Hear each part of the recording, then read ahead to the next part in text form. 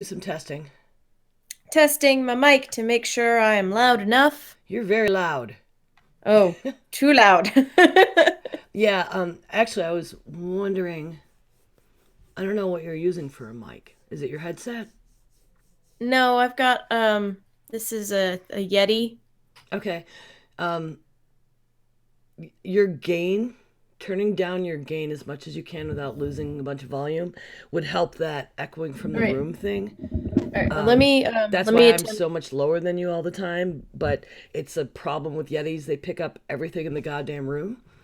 Um Okay. and the solution is turning your gain down. All right, hold on a sec. All I'm right. going to try. Let me make sure I'm turning this the correct way.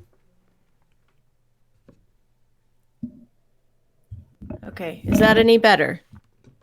I'm not going to probably be able to tell until I'm mixing because it Streamlabs doesn't interpret that data very well when it's showing.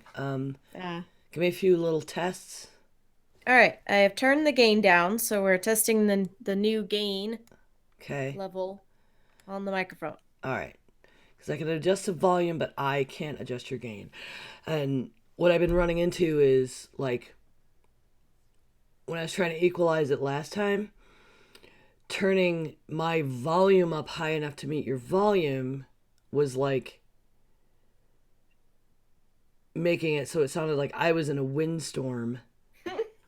Um, because there was just all that extra data from room Yeah. noise you had and I didn't. And using the nice cheater tools for fixing such things wasn't working because it was just too far apart and too confused. The program just could not fucking cope. So I ended up by hand having to like pick out every little. Oh my god, it took me Oh so no, I'm long. sorry. I'm sorry. It's not your fault. I mean, yeah. Um, I hope I'm gonna be better. You should both be better. But Yay. yeah, I went and I looked up stuff and I was like, yeah, okay, I need to turn my gain down as much as possible, which I've already done, and ask Linda to do some of that too. Okay, so I think we're good to go. Let me check our channel. Oh, huh. Yeah, that's something I didn't do. Uh, Showbot and Nightbot. Oh no. They might want to join us. Yay, maybe. I usually do that when I'm updating the stream title and shit, and nope. I'm having some technical difficulties. Yeah, Jesus. My cats are doing something really adorable right now. So I have a little shelf over here, a wicker shelf that's got some old stuffed animals on it. And my little cat has wedged herself into the bottom shelf with a bunch of the stuffed animals. Oh, And my big cat is underneath the shelf on the vent because that's where the vent is and that's where the warm air is. And they're both asleep. I would try to show you a picture of it, but I don't know if you're going to be able to see it over the webcam. I don't know if you can even see her on the bottom shelf there. She blends in with all the rest of the stuffed animals, and my phone is not so cute. my webcam is not looking at my phone with clear clarity. That's okay.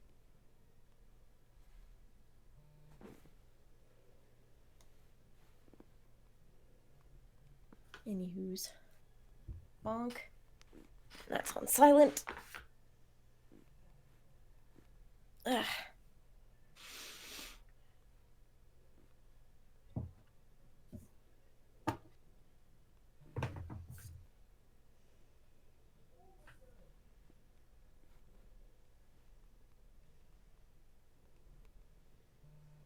Do do do do do. Okay. We seem to be in all things. Reset the show bot. Not that anybody suggested anything last time, but we'd love it if they did. Yep. Testing the show bot. All right. Open the Okay. notes. Open to notes. Yes. Good idea. Oh, share the things. Share the things. Group. Take your watch off too. It's not on there. I shut it off of there. What? Robert and I got in this group chat at this event we were at this weekend, and these people just constantly bzz, bzz, bzz, bzz, bzz. I'm like,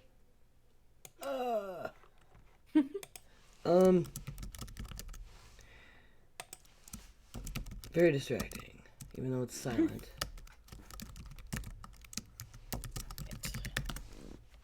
Fluffing out my hair.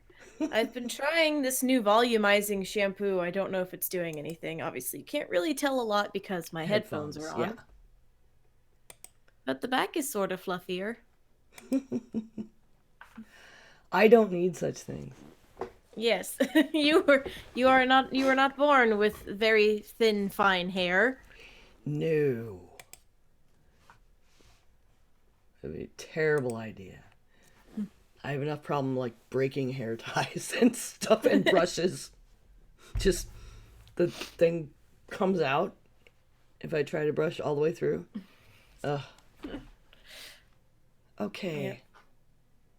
Well, All right. Madam Hostess, whenever you are ready, I'm ready. There's wine. Alrighty. Let's see. And I'll give a couple seconds of silence. Hello and welcome to episode 116 of Geek Girls. Geek Girls podcast is supported primarily by our patrons. You can find us at www.patreon.com/grills. I'm Linda and I'm joined by my co-host September, aka NineOf12. Salutations. So, what have you been up to this week, lady? Well, it snowed. And I'm in North Carolina, and so chaos. Everybody like panicked. I mean, it was a lot for here. I will give it that. We got like a foot. Which Quite a bit for this early in the season. yeah. Well, this whole season's like been annoying. Fall's my favorite, and we skipped it. Went from like, still why is it still fucking 90 to oh, Jesus, it's cold and icy and a foot of snow. Okay, damn it. Because I didn't get to have, like, my bonfires and stuff that we do in the autumn. No. But we were overnight at an event, and it took me 45 minutes to get out of the parking lot of the hotel. My goodness. Yeah, and I mean, I was prepared. I took salt with me. I had gloves. I have a good ice, snow brush because I'm from Buffalo. I just have those things. I had a battery operated lantern in my vehicle. I was like, well, if the hotel loses power, we're gonna be the only room. We're gonna be the party room for sure because we're gonna have light. Yeah. I had a blanket, because you never know. You might get stranded. We did make it home. The kids have still not been back to school. And tomorrow, even, because it's melting off, but it's icing overnight. Oh, yeah. So, yeah, one of my kids is still off tomorrow. One is on a 3-hour delay. Yeah, fun. Rob got sick, which was great. We got home from the event, and then he had a stomach bug yesterday. So he didn't even get to enjoy his day off. That's sad. But thankfully, I mean, we were really well prepared. I keep food in the house. Our driveway is really bad. I was able to get my neighbor's driveway, and they let me park there. That was nice. Yeah, because we couldn't get up ours. Well, ours isn't paved. Ours is stone. Theirs is cement. So in this kind of snow, when the melt off, you can shovel it, and the melt off happened, and it was temperatures where we could get up theirs. Ours, with this much snow, it compacts and you can't get up the stone. But when it ices here, which is what it usually does, is get a thin coat of ice on everything, our stone driveway is navigable. So when that happens, they park here because they can't get up the slick hill theirs becomes. Yeah, that's a That's just that becomes a slide.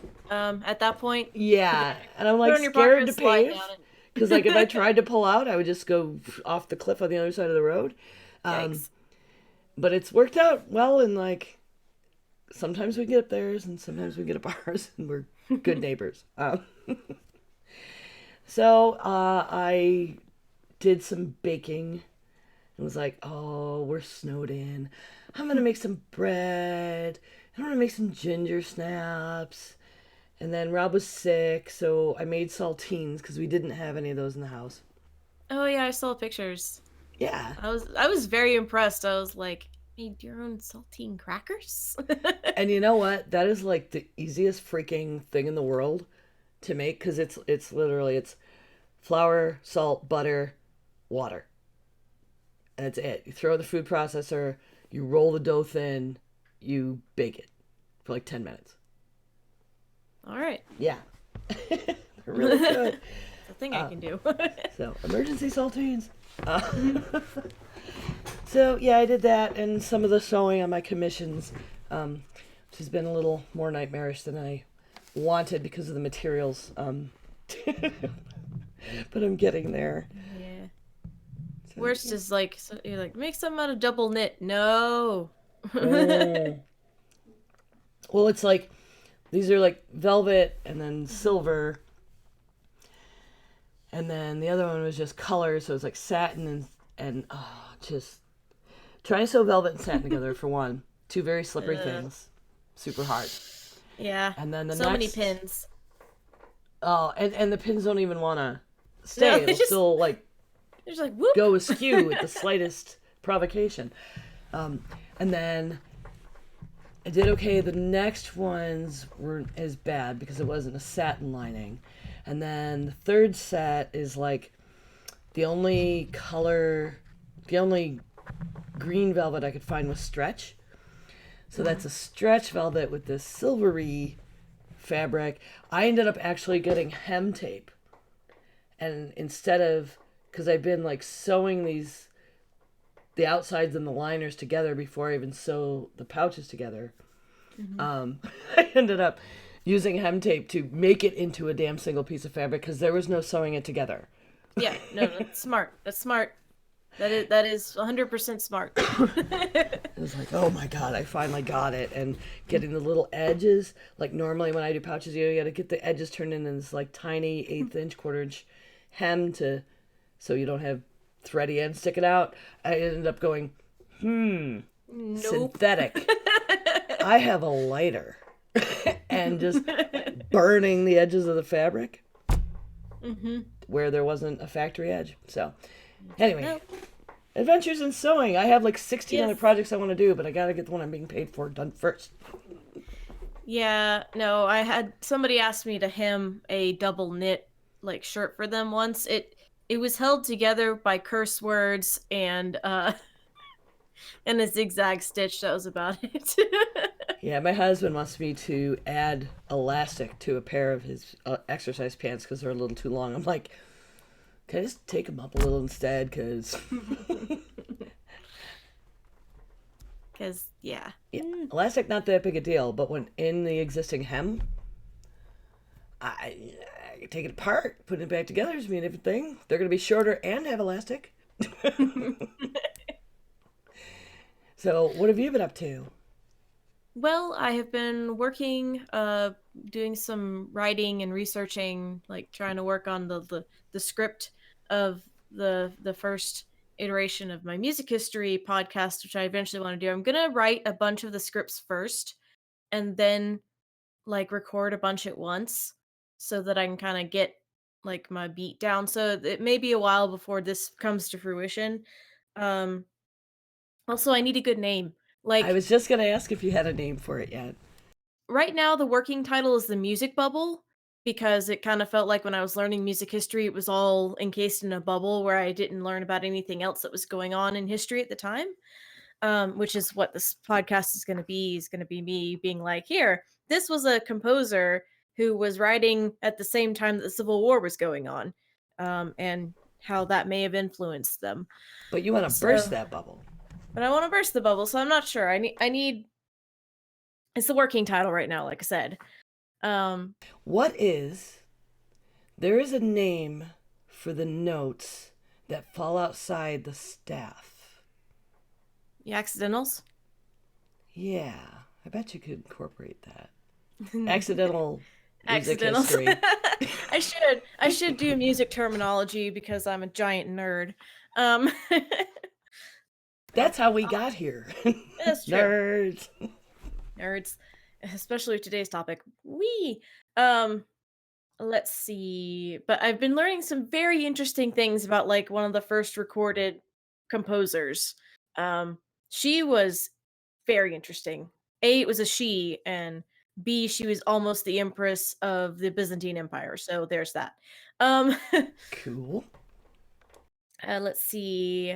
I did some more shopping for Christmas and the like, and I actually picked up another Christmas shirt because I only have two, and I need more than that because otherwise I don't deserve my title that my friends gave me, which is the Christmas fairy.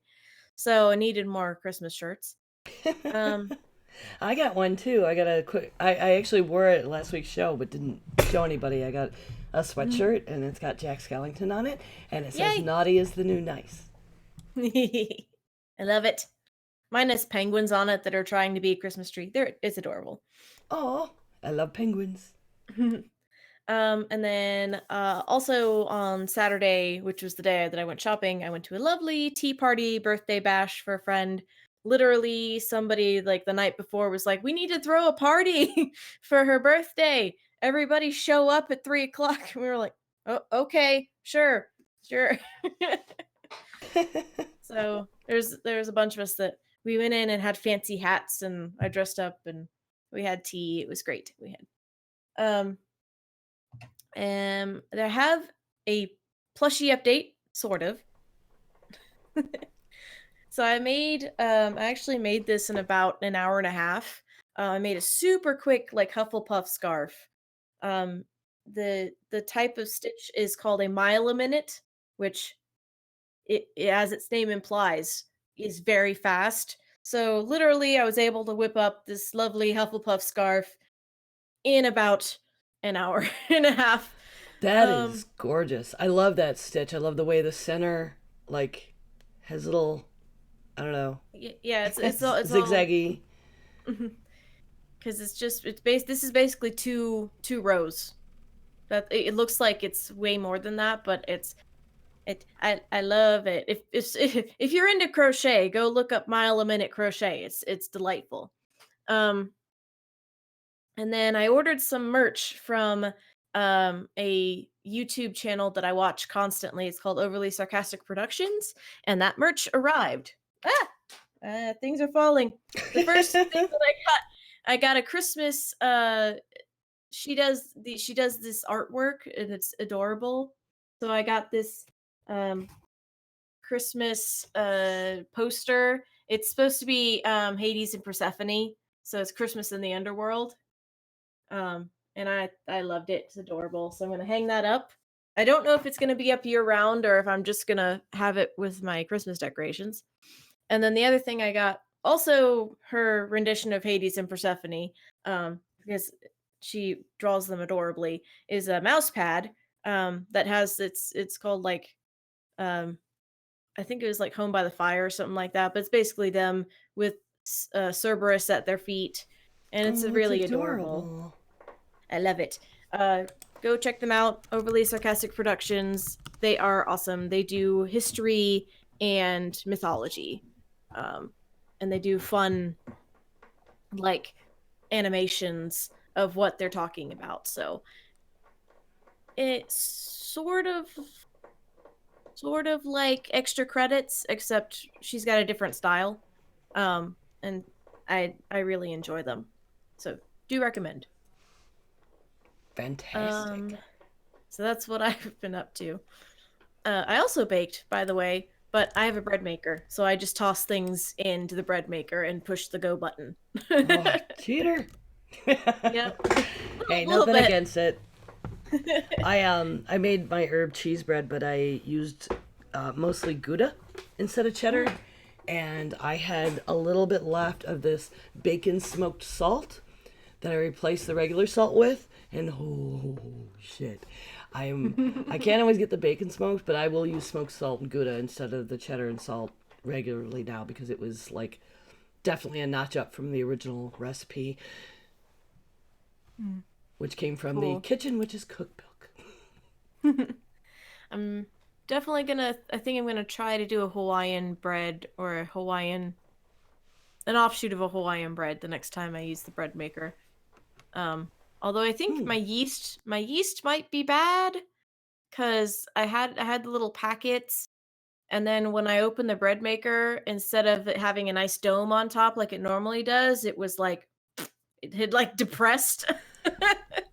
So I was So I like, don't know if you mm, can do that with a bread maker, but I almost always test yeast if the date is anywhere close, by just when you mix your liquid, mm-hmm. you take But your warm water and whatever sweetener there is, or a pinch of sugar if none is included, or a little squirt of honey, and mm-hmm. if it you mix the yeast in that, and when it foams up, you know the yeast is working, and then I add it. Yeah, it does like that's how I was taught to do it is you put the warm water and the sugar in first and put the yeast in and then let it eat for about 10 minutes so it foams up and it Mm-hmm. foamed. It did Hmm. the thing that yeast was supposed to do. It just It's just not enough. I guess I didn't let it chow down for long enough apparently. I I don't know, or maybe too Well, I've long. got Because if too much air escapes, that's true. then it doesn't push into the dough. Well, I've got one more packet that, like, I had a pack of 3, and the one that I used a while back was fine. This one, the bread kind of did a little depressed thing. I'll see with the last packet if it. Yeah, I had it over happen over the summer, and I did the like I just threw it together. I didn't test it, and I was like, and then I looked at the date after. I'm like, oh, oops.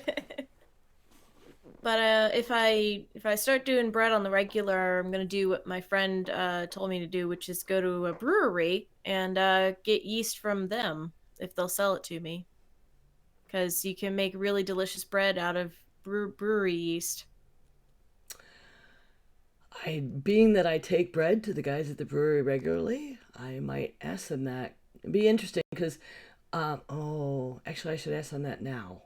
Because the beer I brewed last week, it's a recipe they had used before, but instead of using an ale yeast, they're using a lager yeast.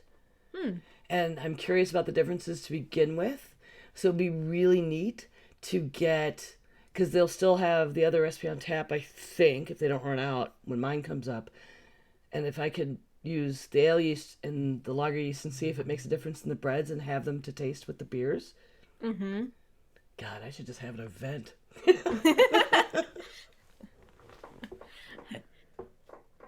Ember's delicious brews. I'm so excited. It was amazing. I worked so hard. Oh my God, I was so tired.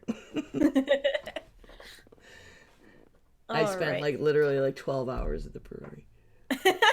I saw the pictures you posted. That was really cool. It was great. It was exciting. And when I add my stuff, I'm even more excited. Alrighty, so I think we're about ready to move on to the Geek Grapevine. So, the first one, unless you want to do yours first. Nah, go ahead. Um, I mean, I just threw a road spill in quick. We're a little short on news because yeah, yeah. Well, so there was a choice because I'd seen 2 movie things and I decided to go with this one because the first one is a movie that I've already talked about, which is the Bumblebee movie. It apparently is getting good reviews, so that just gives me hope. But this one, I hadn't actually seen the full trailer for the Godzilla King of Monsters movie. I had only seen a teaser trailer. So I I don't know where they're going with this. Like if you watch the trailer, it looks like the world is kind of post-apoc, but there's characters in it from the first movie. Uh like I know in the first movie they were kind of making like a pseudo science explanation as to why these creatures were here on Earth.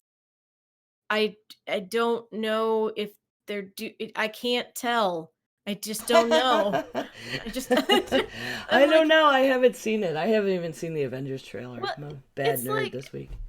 well, it's I I I I don't know what to say about it. It's just I think they're making them like sentient, maybe, because it looks like the main like girl who's played by oh god, her name has gone away from my brain. Let me open it and see if I can Well, find her everyone should name. watch it and tell us your opinion. Yeah, yeah, but the gal that played 11, that's her name. Where is it? Madison. No, that's her character name. Brown. Brown is her last name. I am a terrible nerd.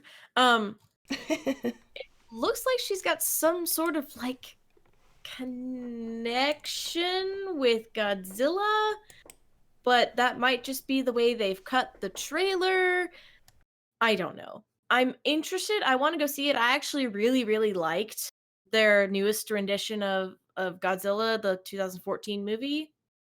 I thought it was fun. It's just kind of a interesting monster romp, but they're like, they're trying to expand on the universe and bring in all of these other named monsters from the original Godzilla universe, and I'm just like, I don't know if it's going to be too busy or if they're just shoving too many things in at once.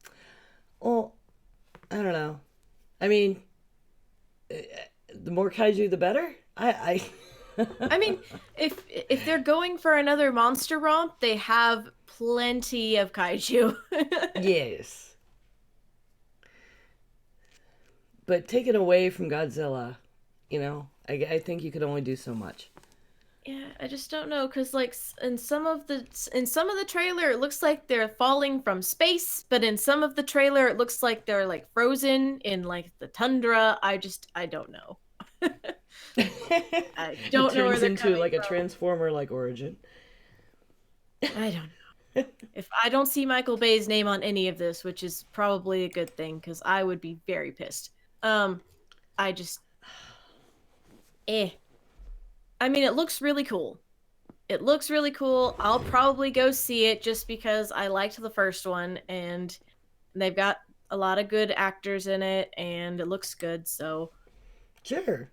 we'll see. It's coming out in May. So I've got some time. So the next one I'll be seeing is the Bumblebee movie. But Yeah. anyway. Anyway, um, so Jen couldn't make it again tonight, folks. We do hope to have her back really soon. Hopefully, her audio is fixed. We did expect her this week, but she's very sick right now. So keep her in your thoughts. Hopefully, I'll get an update from her soon. But I figured I'd go ahead and put in a road spill, and wow, liquid chocolate spill. Oh, that's And just wasteful. there is a 12 tons of liquid milk chocolate. Oof. Oh, that's Yeah. milk chocolate. That's all right. Waves of the sugary liquid. This was in Poland. Oh And there dear. is video. And I will have the link in our notes. And I am putting it into the chat live for the folks that have been kind enough to join us this evening. Also, keep in mind you get to help us name the show when you're here live by using Showbot. Hmm. I'm trying to figure out how this truck turned over. It hit a barrier.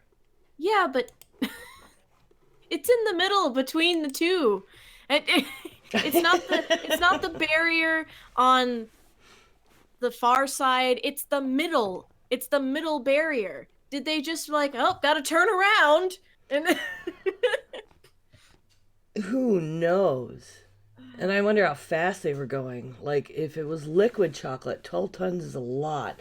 But didn't we determine before those liquid tankers can carry maybe 20? So maybe it was Mhm. sloshy and they didn't account for, like, the change Maybe, in the maybe, shift if they were yeah. turning. They just took a turn, but it's on a straightaway. There's no bend in the road. Why did you turn over, truck? Oh, so uh, messy. Although at so, least this spill smelled good, right? yeah, that's true. This is maybe That would way have been better than the eels and the chicken guts and all kinds of stuff we have seen spill. even the money, because money smells terrible. I don't think I've ever heard that phrase before in Mon my life. Okay, it comes from a time in college, but trust me, money smells terrible. I guess it depends. I mean, if it's fresh money, it just smells like ink. If it just came from the other end of a stripper, Eh.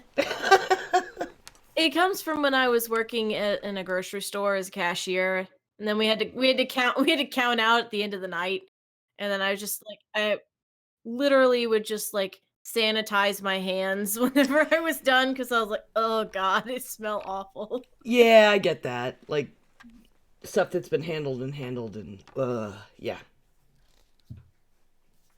I guess So, I was spared that at Disney World. When I handled that much cash in a day, my hands were also digging through dry ice, hmm, burn it right off. that'll kill just about anything. Alrighty, so lovely smelling road messes aside, our topic for this evening is something super nerdy, Dungeons and Dragons. So both you and I have played. I've run a game. I don't know if you've run a game or not. So let's start chatting about our experiences. Let me see. I have not run D&D. I have run other games. Um, one of which shall not be named, because that guy. Well, yeah, I'll tell a neat story later. That'll. uh, Another reason to become a patron, folks. Get the unedited. So I started playing, I guess, super early, really. D&D came out in 74. So I was like 6. And I don't think we laid hands on it right then. But my neighbor got it, I think I was around 8 or 10. And my neighbor got that first edition and they kind of couldn't figure it out. It was just, those couple of paperback books and a module with the dice you had to rub the crayons on to fill in the holes so you could read them, which I still have. And they couldn't figure it out, and I kind of figured it out. Oh, so I guess I did run, because I did run, I think, twice. And the guys were really kind of not into it, and it did not continue from there. And then I didn't start playing role-playing games again until I was about 17. Hmm. Yeah. So that was a lot of different.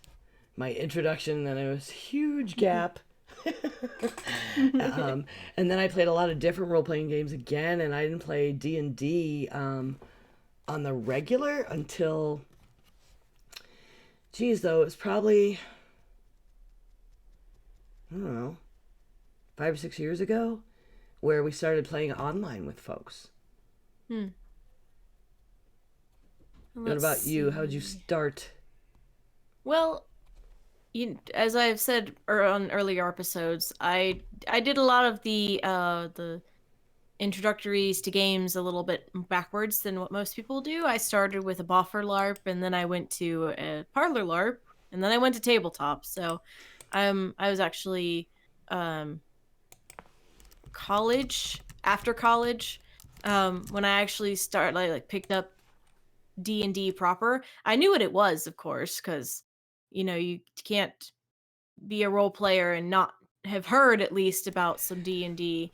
Well, yeah, Um it's kind of the gold standard in some yeah. ways, and then the whole like, oh my God, they're worshiping demons bullshit that happens every so often. Somebody No, sensationalizes it, and it's always D&D that gets on the hook. it's just some dude in a basement yelling fireball, I promise. Um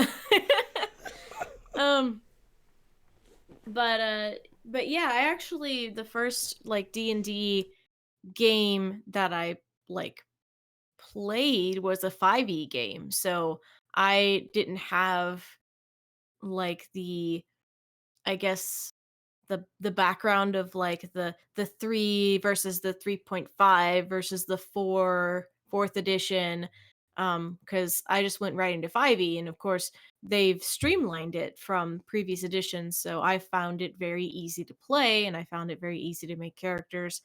And I also found that it was easy to kind of plug and play in a way because I know that there's a bunch of lore from different eras, I guess, if you want. Like there's been a lot of books written for like Forgotten Realms. Um but I didn't want to have to learn all of the backstory, so I just kind of took the D&D like player's guide and then plugged it into my own universe where there could be elves and orcs and all of that good stuff. So, I find it to be very versatile if you're willing to kind of just think up things as you go on the fly, but I It happen is to be good good for at world that. building. It is good for that. But it's good for both sides of running games because you can pick up a module and it's got the whole world laid out for you. But if you just have the player's handbook and the dungeon master's guide, you can play in your own fantasy realm. It is Mhm. limited, of course, to fantasy because of the build of the game for the most part. I have been observing an online game where they've somehow mixed some cowboy like stuff into it, which is interesting. Um, there are independent things that have come out here and there where you can add stuff like that, but I think other systems are usually better at it. Mhm. Yeah, what editions is interesting because I have played a lot of different editions because I guess of when I got back into it. Um, 3.5 was the current. Mhm. Um, well, I think 4 might have been, but no one talks about 4. Uh, 3.5 Yeah, was bad 3.5 enough. is the one 3.5 is the one that I kind of hear the most about. It's so unnecessarily overcomplicated. It's like they built on like AD&D has some problems. The game I'm in now, I am playing a game real life in person weekly in my town with some friends, and they're using good old AD&D like second ed technically, right? And its problems are well, it still has Thaco, which is 2 hit against Arbor Class 0, which old school D&D nerds tend to. It's a love hate thing. Giving it up got a really bad rap because you get to 3.5 and they changed the way that works, and everybody hated it. But for me, Thaco's weird and stupid, and you have to recalculate it every single level, and it, I'm not crazy about the Thaco. I mean, I understand it, but when you're teaching a new player, that's unnecessarily hard. Um, Mhm. Most of it is pretty good, streamlined, but the way the books are organized, like they don't have good indexing, Mhm. which makes it hard There to is find what you're trying to do. there is that joke with old D&D and White Wolf books is like, what you need this power, good luck finding it. Yeah, yeah. 3.5 was better at that. I was using a PDF of that, which allowed me to bookmark, and the way things was organized made better sense. But there were almost too many of them that you had to cross reference before you could decide something, which is kind of nightmarish. 5 is really good. And I'm Mhm. glad to hear you, as like entering with 5, kind of back that up because I think it has a really good balance of the features you want, um, streamlining stuff that was just busy work Yeah. so that you can stay in the game instead of having to be looking up something all the time.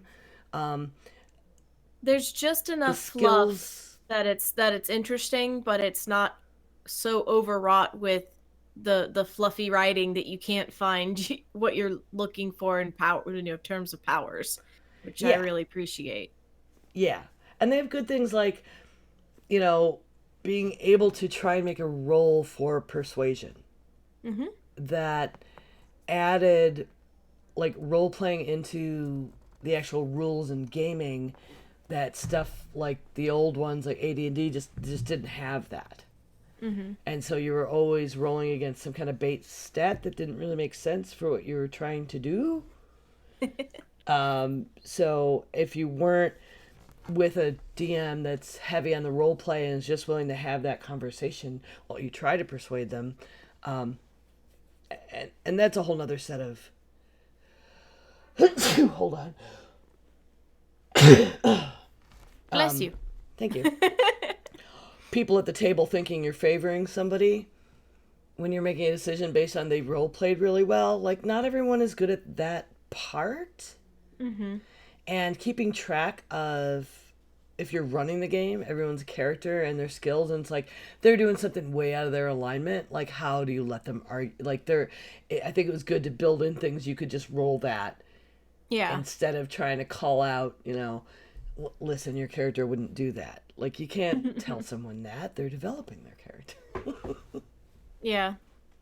Um I really enjoy the 5e. Right now I'm also playing a it's more of a bi-weekly slash monthly game because we get together when we can. Um but we're playing the newest adventure that came out, which is Waterdeep Dragon Heist. So our DM has his adventure book that he's finding the NPCs in, and sometimes reading block text, which can be a little frustrating. In fact, like on I forgot that we played last week. We played last week on the weekend, and like we're trying to get this stone of Galor. I believe I'm pronouncing that correctly.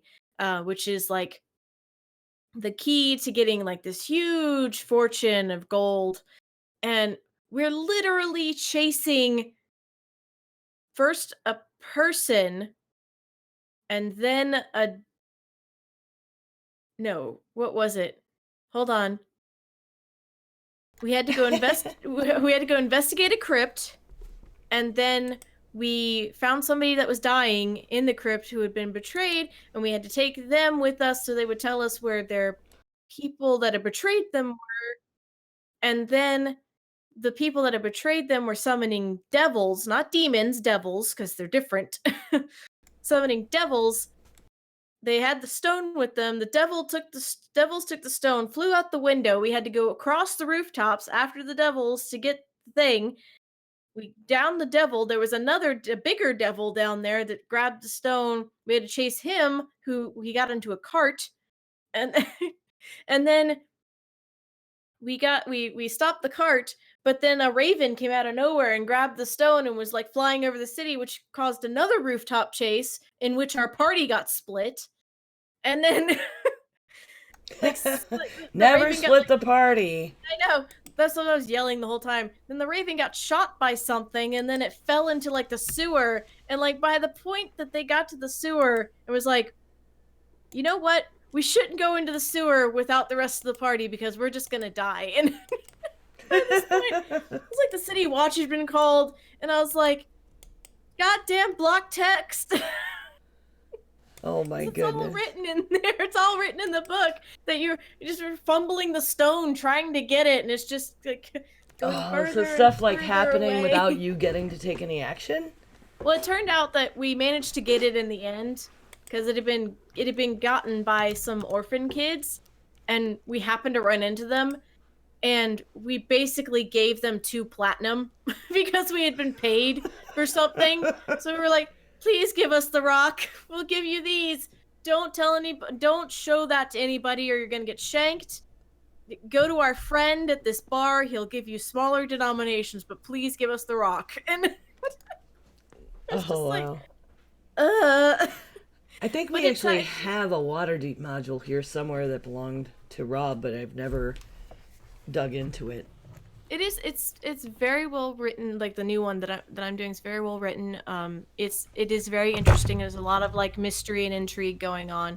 And I know when we get done with this module, we're gonna go right into the next one, which was just released, which is Dungeon of the Mad Mage. So we've already got that kind of planned out to do, and I'm just like, this is this is like wacky hijinks shenanigans out the wazoo, but I'm having so much fun.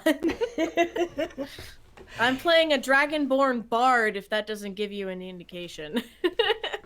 Oh, wow. That has to be challenging. Yeah, it's a lot of fun.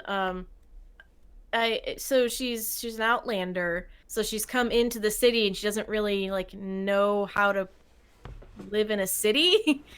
And I kept accidentally killing people. Like they were bad guys. They were How do bad you guys. bard in that situation? Well, I mean, I guess you've got stories from elsewhere, well, no, right? I have Thunderwave, and then I picked up Shatter as two of Yeah. my spells, and like Thunderwave is freaking fantastic. That you get it at such a low level yeah, is so OP, though. yeah. So it's like she kept like again they were bad guys. They were like stock standard like mooks, and I like this character would just like whip out her like bagpipes and just thunderwave them with bagpipes, and they would just splatter. And I was just like, whoops. Oopsie.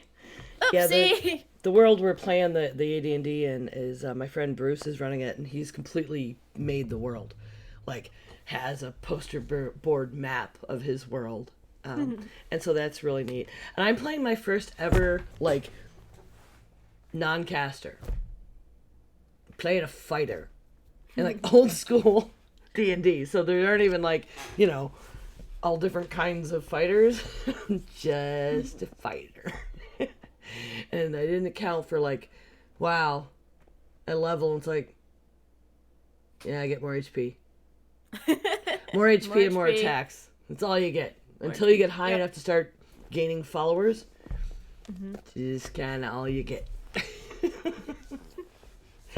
Just a little boring. I like to be really creative. I like magic for that. I like bards in particular. I played a bard for quite a while. They're fun. and They get a lot halfling. of weird. They get a lot of weird like powers, which is really cool. Yeah, and I played a halfling bard, and halfling in 5e has like a nifty thing where once a day you can just like you get a really shitty roll, you can just re-roll it. Yeah, Yeah, that's pretty they're brilliant. lucky. Yeah, they're lucky. And I totally like I made a weapon that was I don't know if you're at all familiar with Kryn, but that was kind of my big D&D world. I didn't play, but I read all the Dragonlance books for years and years, and I love the Kender, and they don't really exist unless you were playing, I guess, in a Kryn D&D game. But I kind of turned my halfling into a Kender. Yay. I got a hoopak, and it was an enchanted weapon, and so it just became this like, it makes noise and it whack, and I totally turned my little, even though she was not a thief, she was a bard instead. But that little bit of mischief and being able to have that extra roll racially was kind of a nice little luck flavor to the character. Yeah. And Well, yeah. The game we're playing in, we are because we also tangentially we play in Adventure League, which meets at Dragon Con and a couple other places around. I'm obviously it's a Adventure League. D&D Adventure League is like a national thing, but there's a couple places around me where it meets, and one of the places it meets is at Dragon Con. But the kind of rules of that is you can use the player's guide and one other book of your choosing for your character, and you can pick that book, and whatever is in that book you can use for that character.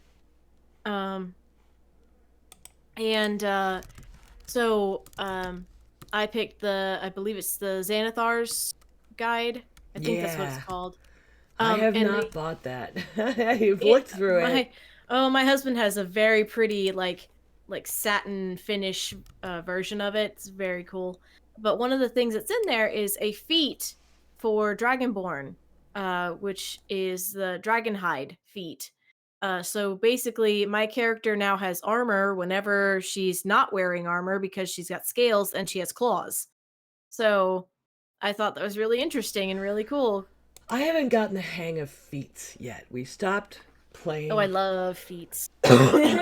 My experience with feats feels like new players get in, find feats, and then they power game, and they just seem broken. Like, they always feel really broken to me. I haven't rolled a character where I have used them. Well, I think Like, I'm not sure they're balanced. there's You know what I mean? I mean you That's my yeah, experience with five. there It's are like some feats that are five seems OP. super balanced, except when feats come in, and then it Mhm. seems like it's always it's unbalanced, and so I'm not sure how I feel about those for a system. I like them when you can use them in like for we just hit level 4 and I could either get my bump in not proficiencies but my brain. You get your bump in numbers or I could take a feat. So um with that either or I thought it was pretty balanced. Like if I could bump my numbers but also get a feat, I think that would be a little overpowered, but Gotcha. I think that's like the regular rule. It I think um it is. I think my game kept starting over when I was playing five, so I never got there. But other people did. I don't know. Whatever. I think some classes get feats earlier, maybe. humans do. Humans get Ah, you can roll them with like more than one feat starting, but it's again it's an either or thing. Um I guess it just depends on your GM and what their house rules are yeah. Gotta because be they careful gotta about those. because the humans don't really have any like racial bonuses, so they give them feats to kind of give them a boost. Like I already do have something really cool going on. It even though we're using the old school AD&D, um, and I get this fighter, so I don't get a lot of interesting. I'm leveling now. I'm leveling a little slower than the rest of my group because I have this great weapon, which is something the DM created. Um, Hmm. I have the Master Sword, All right then. and it's really cool. It's got really good bonuses and extra damage and stuff, but I have to level the sword. So I'm splitting my XP when it comes time to level the sword. It's So that's interesting. really, yeah, it's interesting trying to figure, the balance of, well, I have this many attacks, I can get more attacks, or the sword doing more damage per attack, right? And then rolling fewer times can actually be better, Mm-hmm. right? I mean, Yeah. there's only so many times in a row you're going to roll and then you're going to be missing some. Yeah. So it's interesting trying to figure that out. It's a really cool weapon. I loves it. And I'm the only person in the party that can use it. So I didn't even like have to hog it because I'm the only one in the party that is anywhere near good. Well, Like it's I'm it. like neutral, good, or but the rest of them are all some brand of not great, like Ah. neutral or you know, yeah, they're all shady as fuck. Yeah, that's interesting because that's kind of the makeup of the party that we've got going on for the deep thing because it's called Dragon Heist. So we were like, we need to have like the characters be a little bit shisty, just a little bit. But so like I think I'm like the least. Nah, I don't know. Our tiefling cleric. No, she's a warlock, but she's a healer, so I keep getting confused. But our tiefling warlock is like pretty lawful neutral, but I'm like chaotic good. But a So, tiefling. I mean, she's part but a demon. tiefling. You know, she was. I am not going to disparage her for somehow getting a celestial patron. She has an angel patron. I don't know. I don't know her backstory. Wow. Just that she's like, well, yeah, I got people from the celestial plane that talk to me. One in particular, he's kind of he's got wings. It's just like, okay,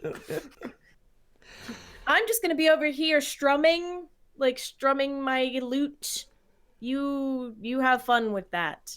And then we've got like uh we've got a dwarf rogue basically, and a human is he human? Yeah, human fighter, and then a human monk. We have a monk. But he's there. No, actually, our fighter is like, I think, straight up lawful good. I'd like he's like the goodest of the party. Even my character does things like without meaning to be bad. See the previous example of using Thunderwave on mooks. Um, so there's that. Yeah. I think my character tends to be okay hanging out with all these shady people. There's a lot of her background. Like, she was kind of away from civilization, didn't know a lot of people outside a little piratey type society that she grew up in.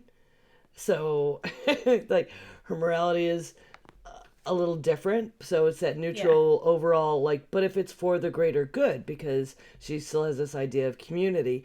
And it's funny because I've ended up kind of doing a very Wonder Woman thing with her in my head because she's really, really strong.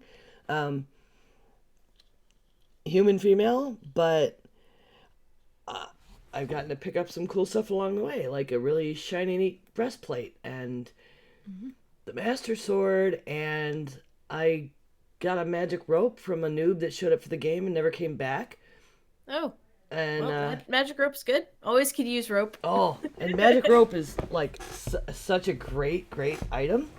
Mm-hmm. Um, and then when we were in a town, I found somebody who can enchant items, and that's a neat thing you can do in D&D is take a spell and you can get someone to put the spell on an item to make it a magic item. So I had the spell, and it's pretty low level, like friends put on it. Mm-hmm. And then they tend to just, like you and want to cooperate with you. So basically, I have a golden lasso. It's Nice. like there isn't like the way the truth spell worked. It wasn't something I could get put on an item, but I figured friends would work closely enough. At least in Mm-hmm. AD&D, it didn't work that way. Yeah, the It was like I kind in of D snuck it by in the DM. Like, I don't think he saw what I was doing there. yeah, in 5e that's completely changed now. Like, to make a magic item, there's literally a separate chart for making magic items. You can't just cast a spell on something and it's a magic item. You have to Yeah. like have all the components and the gold and everything you need to make it Well, yeah, more but you have to pay complicated. somebody to do it. Mhm. Well, our dwarf rogue is also a jeweler, so he's There you like a go. crafter. So he's being played by my husband, and so he's like, I have all these magic items I need to make. We need to find more gold so I can make more magic items. And I'm like, just slow your roll there, honey. We gotta get the stupid rock first.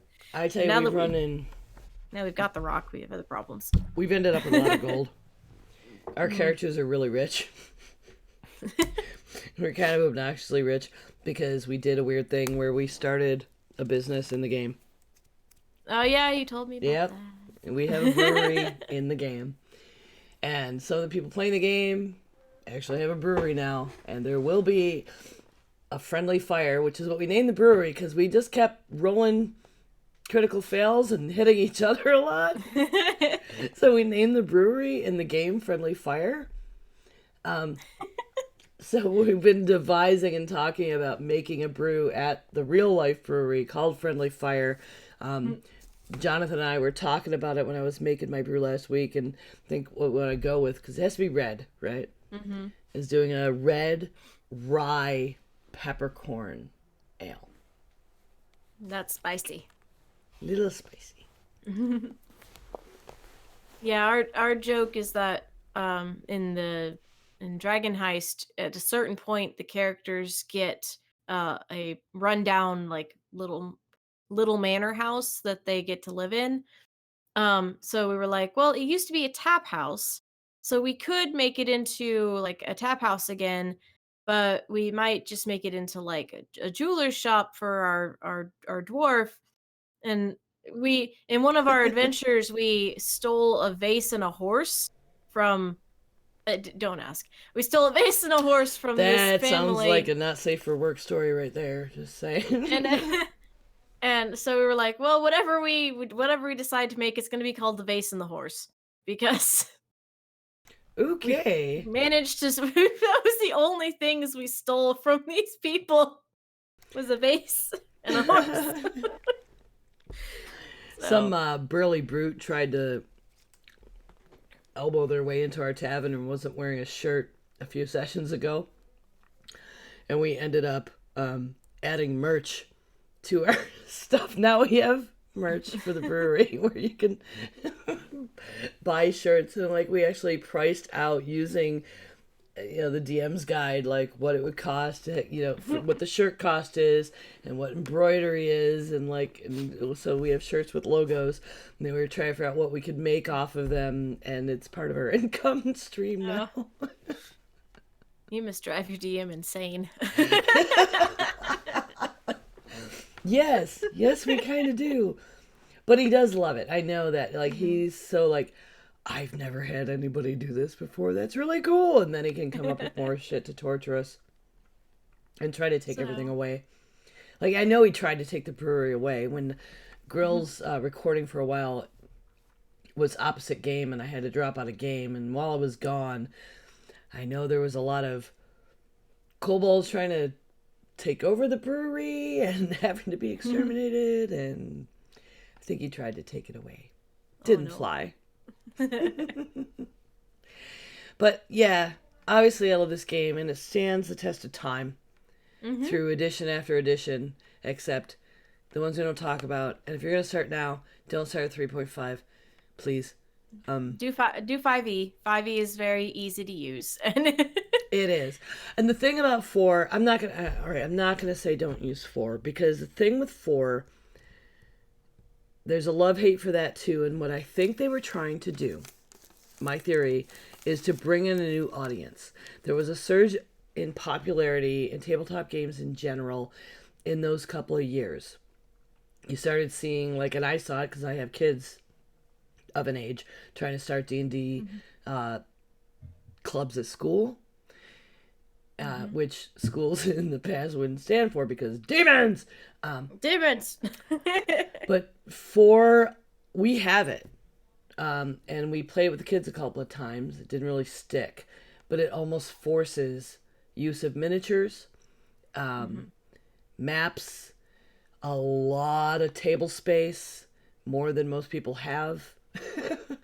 So, but if that's what you're into and you have that kind of space, and some people really just need and want that visual representation of what they're doing, or you can have the opportunity to go try it at your local game store where they have the things and you can borrow and sit in, and if that's how you want to check it out, more power to you.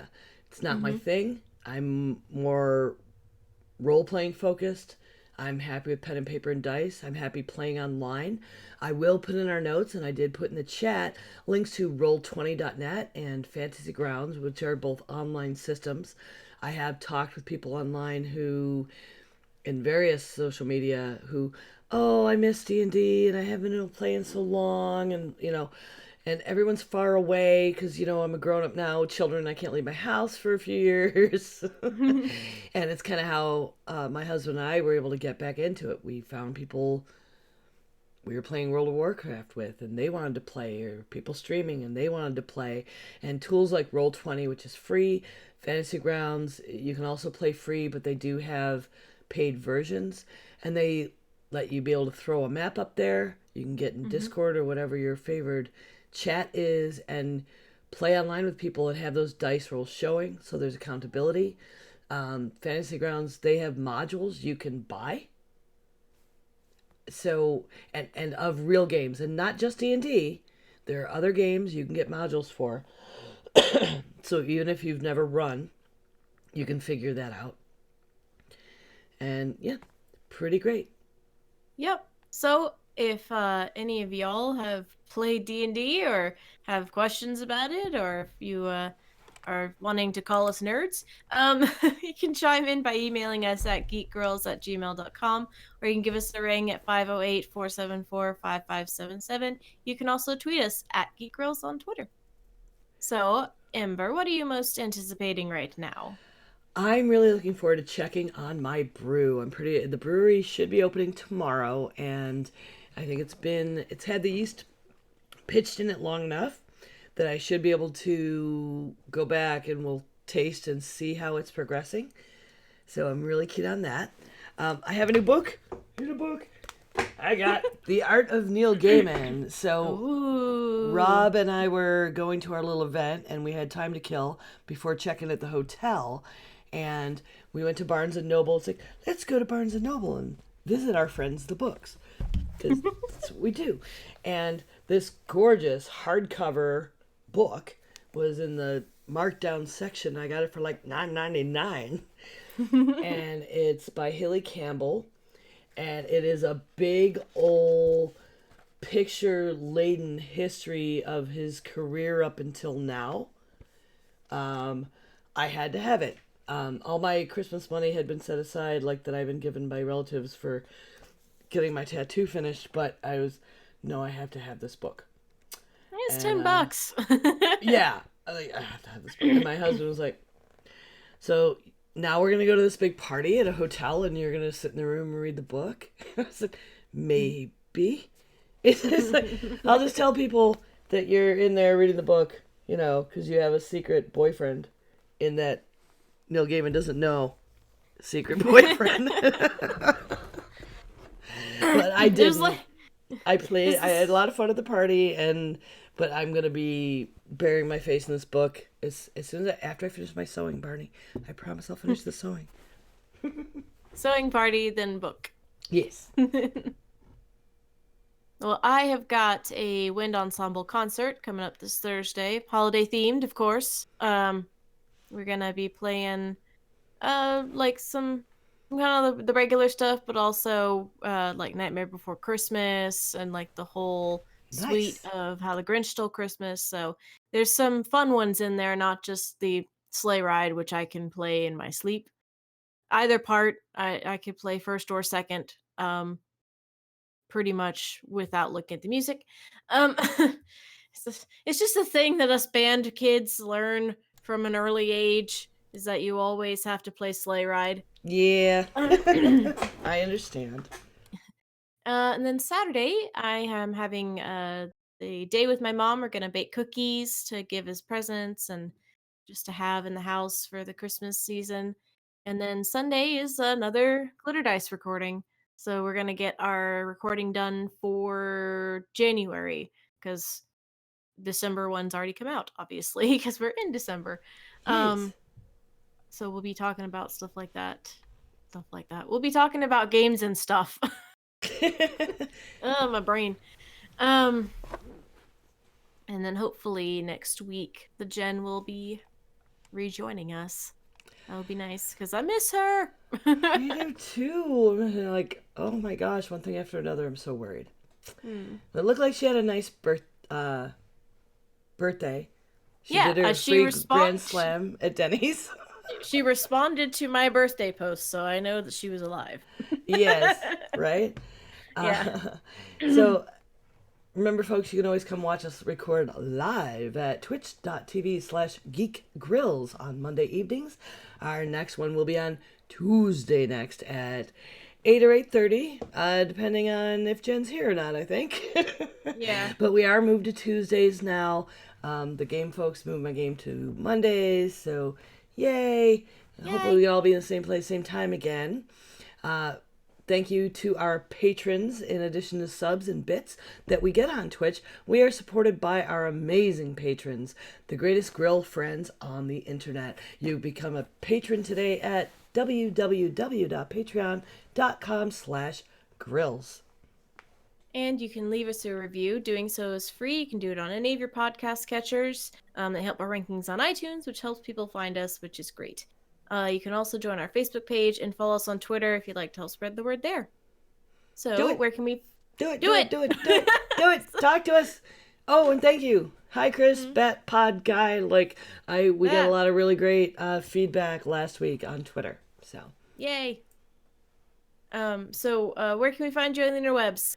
I can be reached at NineOf12, that's NineOf12 on Twitter and Twitch, and on YouTube doing the Heresy and Hearsay Show. We do have new episodes coming out weekly now. Cool. You can also listen to me talk about women in gaming on the Glitter Dice podcast. You can find me on Twitch under the name TruN00b. It's TruN00b. I shall be moving my creative streams to Mondays, obviously, because Tuesdays shall be Geek Grills, not Glitter Dice. Why do all my podcasts start with G's? All the G's. And you can find Jen at The Jen Says on Twitter, streaming on twitch.tv/TheJenPlays, and find everything at thejensays.com because she owns it. So, thanks for listening, everyone. Good game! GG! GG!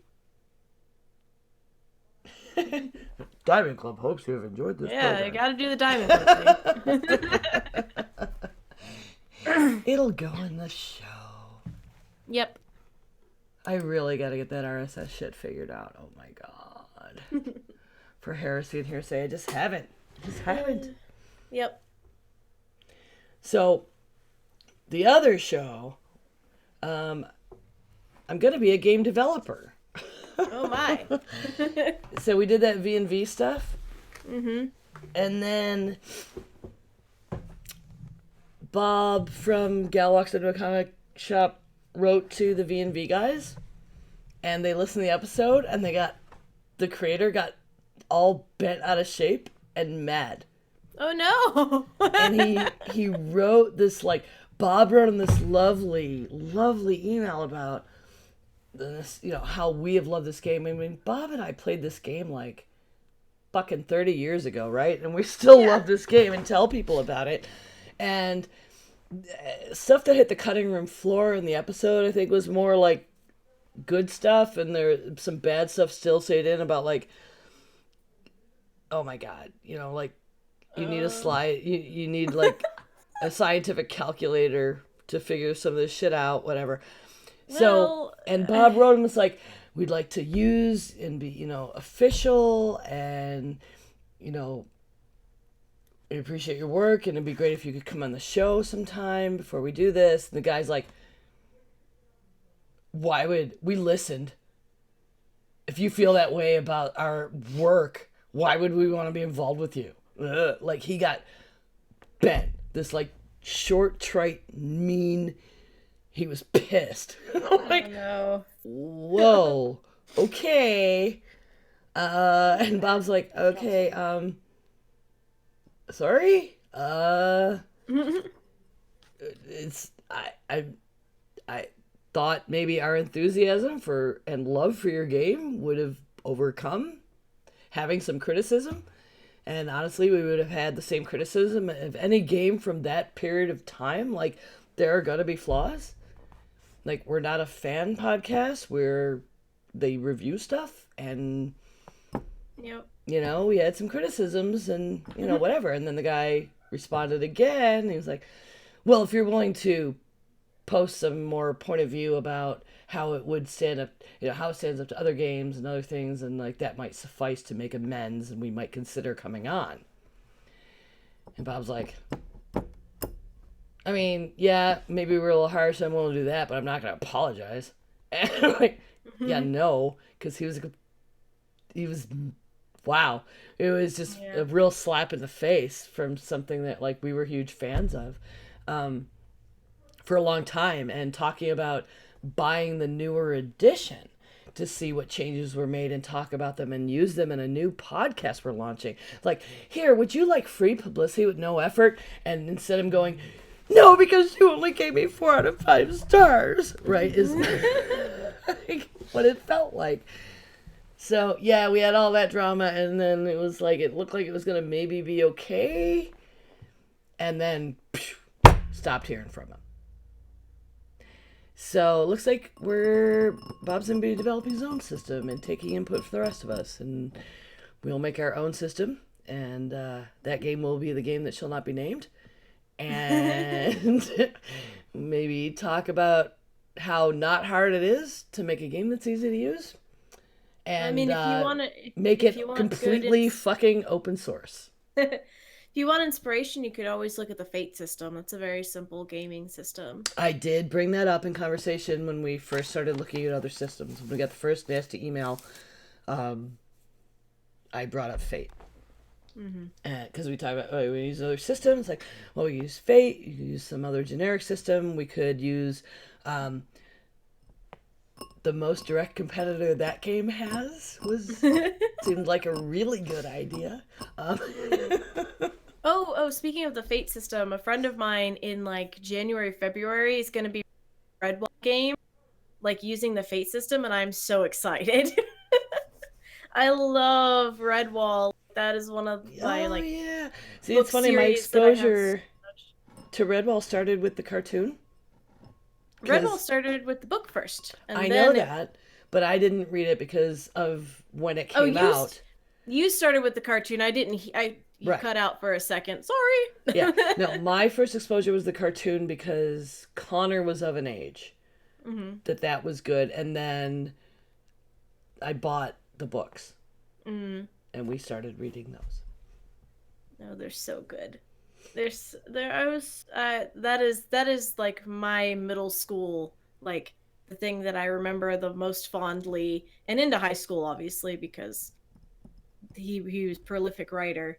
But I'm so excited. And the person that's running it was like, I want people who love Redwall, who are excited about it, and I was like, keep me in mind. And I put like a badger, a mouse, a rabbit, and a hedgehog, a castle, and a sword. I was like, all those emojis. Aww. So cute. I'm super excited. All right, so hopefully we have Jen. If we do, she's hosting. So I guess we'll talk about what we're going to talk about through the week. I really want us to get back on track with stuff, a little earlier than this last minute. Yeah. Totally my fault this time, but... I don't know when... I don't think it's time yet for our next book club. Because we already did that one. Jeez, it might be. We never decided what book, by the way. Sorry, my cat is trying to get my attention by calling me. We never decided what book. Let's see. Well, we've got a huge... We have a list. We have a list. We do have a list. All right. What? We keep throwing in the same people.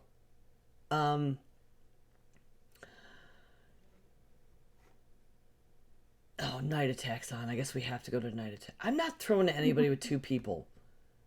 I feel like my Diamond Club contract is not like two people. One is me is worth doing or looks good at all.